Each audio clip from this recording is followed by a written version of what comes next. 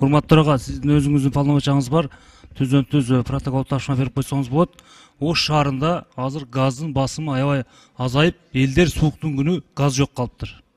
Ушудан сизден суранып кетет элем, өзүңүздүн мүмкүнчүлүгүңүздөн пайдаланып, бүгүндөн калбай чечилишине тапшырма берип койсоңуз. Биринчиден, экинчиден, жогоруда айтып кеткен, мен коллегама кошулам. 3 жашар кыздын өлүмү боюнча эң көйгөйлүү маселелердин бири болуп жатат.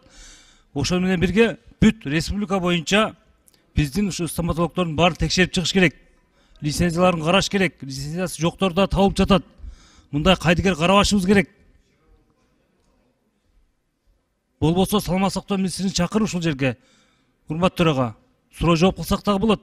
Сурасак дагы болот. Эмне үчүн мындай болуп жатат? Канча стоматолог жабылды? Канчасы каралып жатат? Бизге да көптөгөн маалыматтар келип жатат. Бишкек шаары боюнча, Ош шаары боюнча. Рахмат.